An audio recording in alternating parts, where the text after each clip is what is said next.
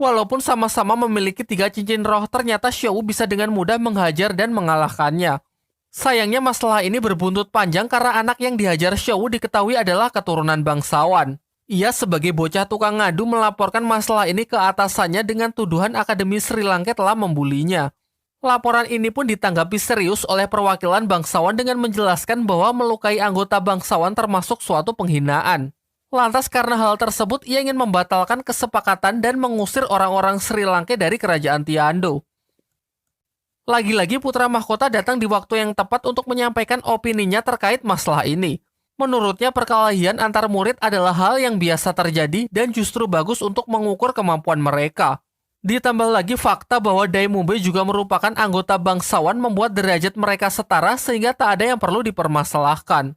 Di tengah pembicaraan mereka, tiba-tiba seorang kakek muncul dan langsung menyerang orang-orang Sri Lanka. Semuanya pun dibuat sama sekali tak berkutik karena si kakek legend ini adalah seorang master roh mulia dengan 9 cincin yang melekat pada tubuhnya. Diketahui ia dipanggil sebagai kakek Dugu, yang merupakan senior dari klan Duguyan.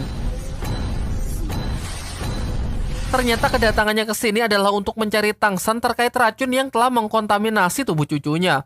Singkat cerita, dengan sedikit penggiringan opini dari putra mahkota, ia bersedia pergi membiarkan Tangsan lolos kali ini dan mengatakan akan kembali setelah Tangsan menyelesaikan urusannya dengan Akademi Tiando.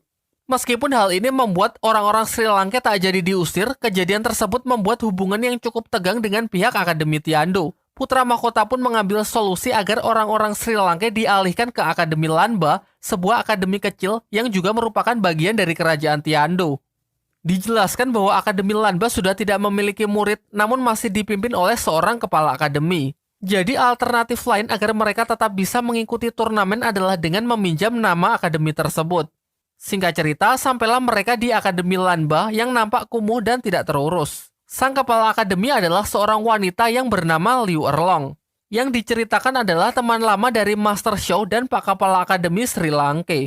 Terungkap juga kalau Liu Erlong dulu sempat menyukai Master Xiao. Namun perasaannya bertepuk sebelah tangan karena kala itu Master Xiao telah jatuh hati kepada wanita lain yang bernama Bibi Dong yang sekarang menjabat sebagai kepala akademi di Balai Roh Pelindung. Meskipun pada akhirnya hubungan mereka kandas juga karena Bibi Dong telah dijodohkan dengan pria lain.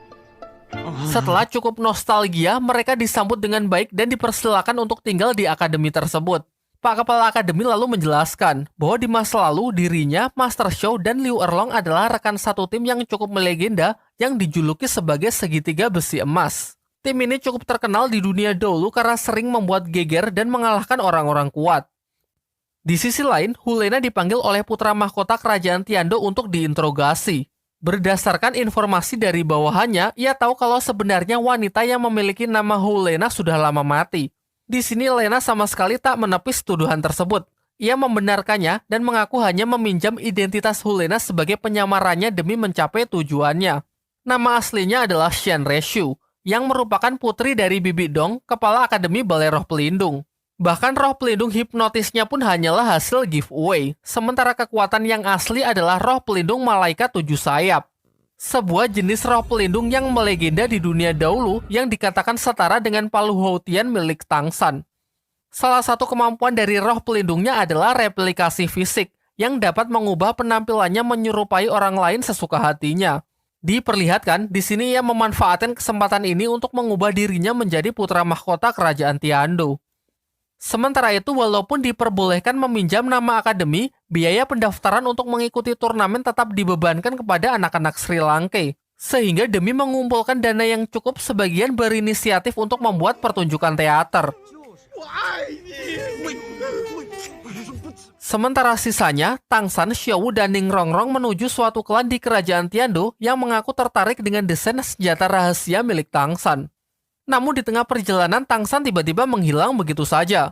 Lantas mereka pun panik dan segera menceritakan masalah ini kepada Master Xiao dan Pak Kepala Akademi. Di sini mereka menduga kuat kalau Tangsan diculik oleh kakek Dugu yang kemarin sempat menyerang mereka di istana kerajaan. Sepakat dengan asumsi tersebut, tanpa pikir panjang Xiao langsung menuju Akademi Tiando terlebih dahulu bermaksud untuk mencari Tangsan. Xiao yang benar-benar polos menerobos akademi dengan barbar menghajar para penjaga serta murid-murid di sana tanpa memikirkan konsekuensinya. Barulah ketika sudah masuk lebih jauh, akhirnya ia dapat dihentikan oleh para pentolan Akademi Tiando.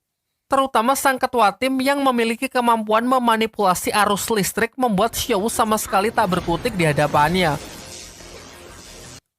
Kemudian Master Roh Akademi yang datang memerintahkan para muridnya untuk menggantung Xiao di depan gerbang karena dinilai sebagai kriminal yang membuat onar di wilayahnya. Beruntung Master Xiao, Liu Erlong, dan Pak Kepala Akademi segera datang dan berhasil membebaskan Xiao dari hukuman tersebut.